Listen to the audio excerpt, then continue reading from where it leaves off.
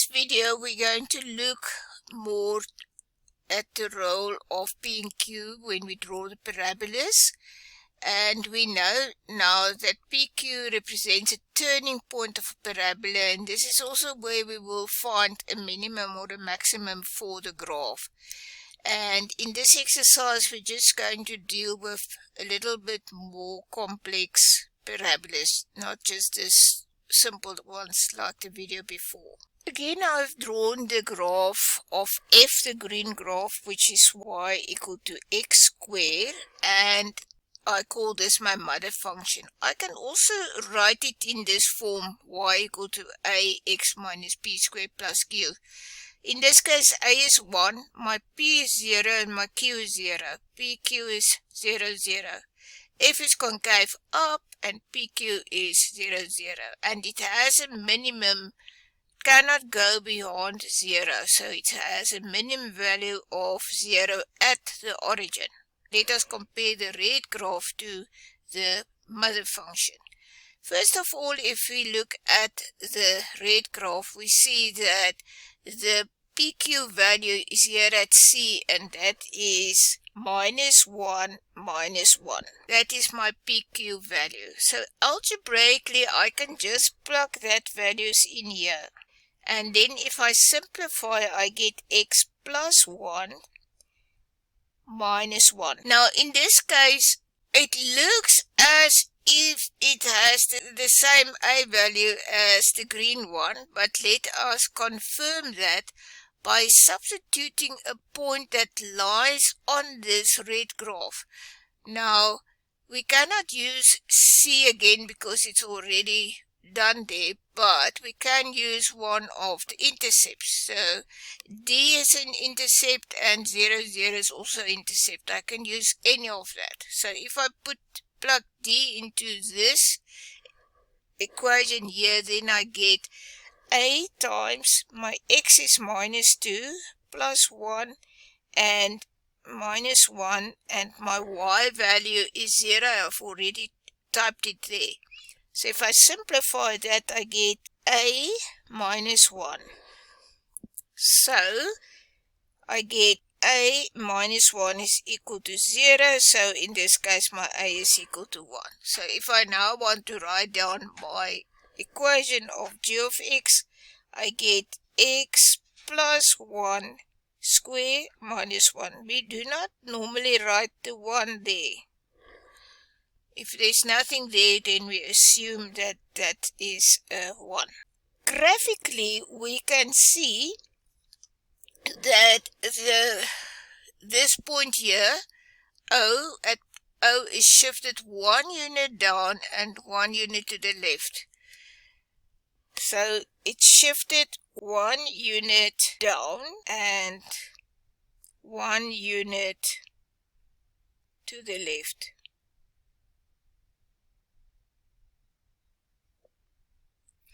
My PQ is minus 1, minus 1, and that corresponds, left corresponds to this minus 1 here, and down corresponds with the minus 1 of the Q. And it has a minimum of minus 1 at the point C. Let us look at the blue graph. The blue graph has definitely a negative a value because it's concave down, and my PQ is equal to minus 2, 3, which is read there at E. So this is at E.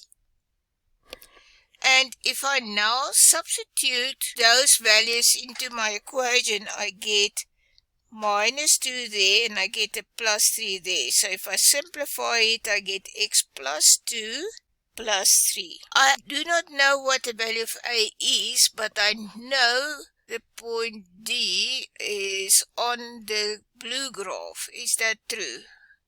It's actually the point F. The point F is on this blue graph as well as the point G, or G minus 1, 2 is also on the graph. So now I will substitute that point in there. I will have 2 for the y value, and the a is what we want to determine, and this is minus 3 plus 2 plus 3, and that one must be squared. So inside the bracket we get a minus 1 squared is plus 1. So on the right hand side I get a plus 3. So I have to solve a plus 3 equal to 2. So in this case a is negative 1. And that is what we thought it's going to be. And now our h of x is minus 1 times x minus my p-value is minus 2 squared plus my q-value is 3. So if I simplify that, I get minus x plus 2 squared plus 3.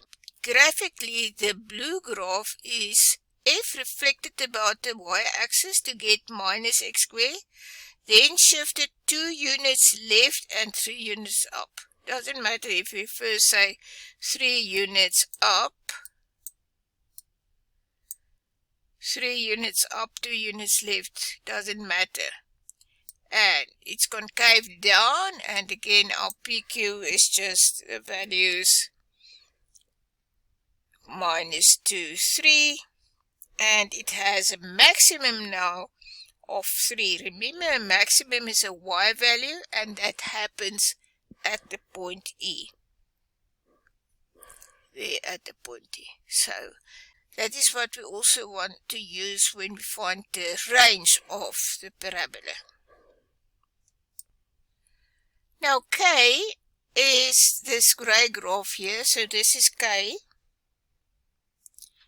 We know this is F, I think. Okay, so what will happen here? First of all, if I look at this point here, H, which is x is 2 and y is minus 2, that's our turning point. If I plug it in here, I get minus 2 and minus 2, and if I simplify that, I get minus 2, minus 2. Now, I see that this grey graph goes through the origin, and it also goes through the point I, which is 4, 0, but it's easier to work with the 0, so I'm just going to plug in the 0 here. 0 minus 2 minus 2. So I will get 4a minus 2 is equal to 0. So if I solve 4a minus 2 equal to 0, I will get 4a equal to 2, so a is equal to a half. So a is equal to half. So kx is a half. Now I plug it back, my p and q values, and then I get that equation there. Graphically, we see that it is definitely stretched horizontally. We can't see with the eye how much it's stretched, but then after it's stretched, it is shifted 2 units to the right because of the p-value. We know that from the p-value. So here the p-value is equal to plus 2, and that is positive, so that's why I shifted to the right, and 3 units down because our q value is equal to negative 2, so it is 2 units down. And what I said here is you cannot easily see how much stretch horizontally, but when I've worked out my a value, then I can see it.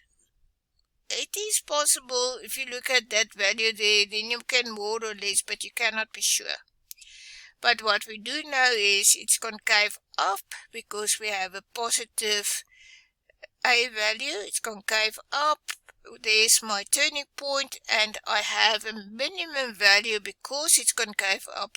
My y value is minus 2, and that happens at h. Now let's look at the purple graph. We see that the PQ here is 2, 2. If I plug it into my equation, I get that. If I simplify, I get minus 2 plus 2. And now to work out or to find a, I have to put any point on the graph, substitute that into the equation there. If I do that, I see my y is minus 3 equal to a. My a is 7 minus 2 squared plus 2. That gives me 5 squared. So that gives me 25a plus 2. So therefore I will have 25a is equal to negative 5. So my a is minus 5 over 25, which is equal to minus a fifth, minus 1/5. So h of x is minus 1/5 x minus 2 squared plus 2. The minus a fifth doesn't influence the q value because that is just this is the stretches are to do with has to do with the x values, not with the y values.